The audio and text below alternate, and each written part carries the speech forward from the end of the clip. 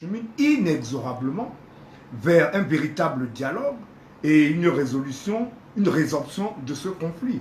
Que cela se fasse après l'élection présidentielle, peu importe, à condition que cette élection présidentielle se passe dans de bonnes conditions de paix, et nous n'en doutons d'ailleurs pas. Les solutions seront trouvées. L'État régalien, de toutes les façons, prendra, qu'on le veuille ou non, les dispositions qui s'imposent quand on sait que l'État, comme on le dit, est un monstre froid qui n'a pas d'état d'âme, notamment quand il s'agit de protéger l'intégrité du territoire camerounais.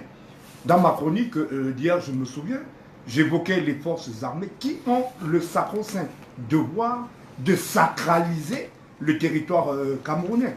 Comprenne qui peut comprendre. À côté de cela, il y a une actualité médiatique qui m'intéresse au plus haut point. Du moment que je me sens interpellé d'une manière ou d'une autre, hein, notamment pour ce qui concerne les révélations de Mediapart faites sur la sortie de Jeune Afrique la semaine dernière. Il y a un certain nombre de révélations qui sont faites qui, en réalité, sont un secret de polichinelle. Le positionnement de Jeune Afrique est connu par les journalistes camerounais, ceux qui sont sérieux. J'ai le privilège d'avoir, moi, Jean-Pierre Amana, assisté à une réunion technique au ministère de la Communication, interpellé comme d'autres journalistes sérieux par l'actuel ministre de la Communication, pour réagir justement aux sorties, j'ai envie de dire, calomnieuses de Jeune Afrique sur le Cameroun. Cela a été matière à débat, notamment les fameuses notes de 650 millions de francs, hein, qui nous ont un peu mis en colère face au ministre de la Communication, M. Kiroma.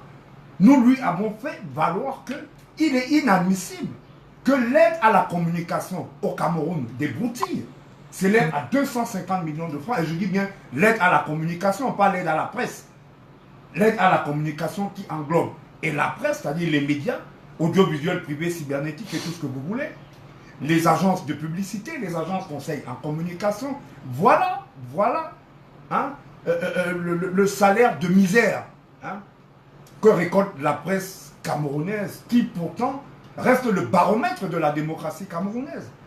Mais on offre allègrement 600 millions de francs hein, à Jeune Afrique, qui est prompt à dénigrer le Cameroun à la moindre occasion, à la moindre opportunité. Et de ce point de vue-là, nous avons été d'accord pour soutenir et accompagner le ministre de la Communication, M. Kiroma, qui, qu'on le veuille ou pas, se bat pour que la presse camerounaise ait une subvention d'une hauteur d'au moins 1 milliard de francs CFA. On peut dire de lui ce qu'on veut, mais il est des aspects quand même où il est une personnalité digne d'intérêt et qui mérite hein, qu'on lui accorde une attention particulière. Donc, moi je dis, il n'y a rien de nouveau sous le soleil, sauf maintenant à apprécier à sa juste valeur hein, la sortie du média en ligne, Mediapart, qui est un médium, j'ai envie de dire, truffé d'investigateurs, de journalistes chevronnés, qui sont au fait du fonctionnement de la presse africaine, autant que de nombreux journalistes camerounais. Voilà ce que je voulais dire à propos de cette affaire-là, pour réitérer ce que j'ai déjà fait valoir à monsieur le ministre de la Communication. C'est-à-dire que le Cameroun a mal à sa presse. Le Cameroun a mal à son image de marque à l'extérieur, du fait même des Camerounais. J'ai envie de dire du gouvernement camerounais. Quand est-ce que l'État du Cameroun prendra la presse camerounaise au sérieux? Dieu seul sait que le Cameroun regorge de journalistes de talent, de communicateurs de talent, de haut vol, formés, qui maîtrisent leur sujet. Le Cameroun et ses communicateurs, le Cameroun et ses journalistes sont valablement capables de vendre l'image de marque du Cameroun dans le monde entier. Que cela soit entendu. Maintenant, on se retrouve là à ruminer sur les sorties de Jeune Afrique, bon, qui à la réalité est un journal qui a ses financements occultes, comme tous les journaux aussi. Je mets quiconque au défi de me démontrer que aucun gouvernement au monde ne soutienne un support médiatique qui doit valablement défendre son image de marque. Je mets quiconque au défi de me démontrer cela. Cela n'existe pas.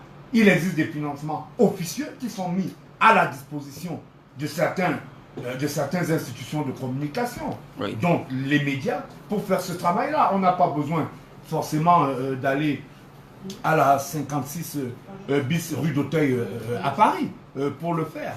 Voilà ce que moi je voulais en dire. Maintenant bon, sur ce que moi je considère comme un fait divers, hein, la fameuse agression manquée au domicile du secrétaire général de la présidence de la République.